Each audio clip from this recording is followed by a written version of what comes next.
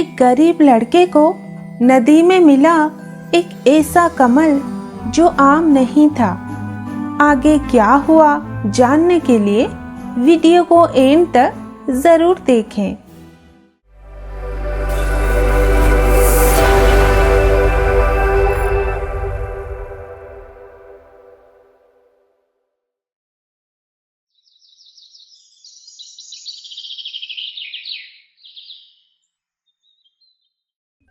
बहुत पहले एक गांव में एक बुढ़िया रहती थी। उसका एक बेटा था जिसका नाम गोपी था। बुढ़िया के अत्यधिक लाड प्यार के कारण गोपी बिगड़ गया था और कुछ भी काम नहीं करता था। एक दिन बुढ़िया ने गोपी को गांव के अन्य लड़कों के साथ झील पर भेजने का निश्चय किया। वह चाहती थी कि गोपी भी दूसरे लड़कों की तरह झील पर जाकर मछलियां पकड़ना सीखे और उन्हें बेचकर कुछ रुपए पैसे कमाए। गोपी बुझे मन से लड़कों के साथ झील पर पहुंचा। वहां पहुंचकर सभी लड़कों ने बहुत सारी मछलियां पकड़ी और उन्हें टोकरी में भरकर वापस लौट गए, किंतु गोपी के कांटे में एक भी मछली नहीं फंसी। वह मुंह लटकाकर बैठा रहा। अचानक उसकी निगाह झील में खिले एक सुनहरे कमल पर पड़ी। उसे देखकर गोपी की आंखें खुशी से चमक उठी। कांटे की सहायता से उसने सावधानी पूर्वक कमल को निकाला और उसे लेकर घर वापस लौट आया। घर पहुंचकर उसने वह अद्भुत सुनहरा कमल अपने माँ को दिया। उस कमल को देखकर उसकी माँ बोली, अरे गोपी, यह सुनहरा कमल तू कहाँ से ले आया? ऐसी अद्भुत वस्तु तो राजा के पास ही शोभा देती है। अतः मैं कल सुबह ही महल में जाकर यह अद्भुत कमल राजा को भेंट कराऊंगी। हो सकता है राजा खुश होकर हमें कुछ इनाम दे दे।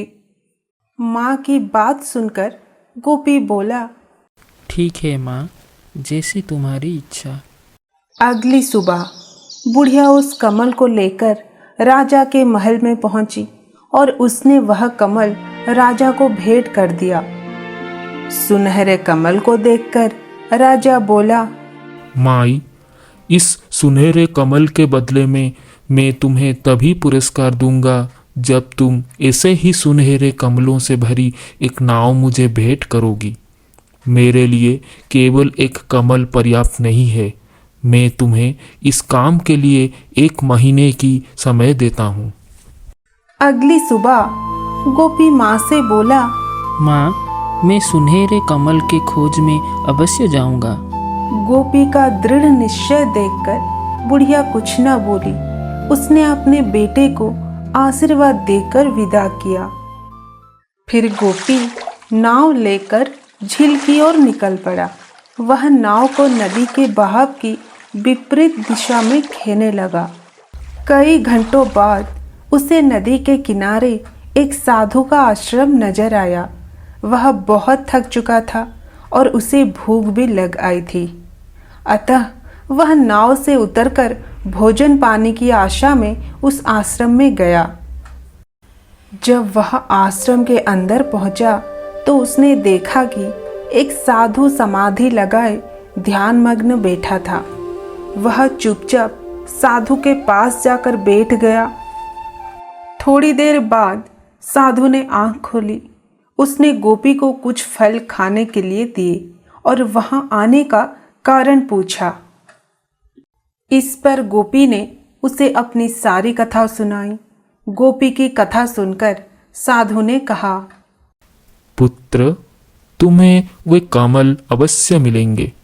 पूर्व दिशा में एक पर्वत है। उसके पास एक झील में तुम्हें हजारों की संख्या में सुनहरे कमल मिल जाएंगे, किंतु तुम उस झील में उतर नहीं सकते क्योंकि उस झील में कई भयानक अजगर और सांप रहते हैं। साधु की बात सुनकर गोपी चिंतित स्वर में बोला, हे महात्मा जी, फिर मैं उन कमलों को किस प्रकार प्राप्त कर पाऊंगा? इस पर साधु ने उत्तर दिया, उस झील में प्रतिदिन 7 परियां स्नान करने के लिए आती हैं। वे 7 बहनें हैं। झील में उतरने से पहले वे अपने कपड़े और जादू की छड़ियां किनारों पर रख देती हैं। तुम किसी प्रकार उनकी जादू की छड़ियों को उठाकर वहां से चल पड़ना। तुम्हें जाता देख वे तुम्हें पीछे से पुकारेंगे, परंतु तुम पलटकर उनकी तरफ मत देखना, अन्यथा तुम राख बन जाओगे।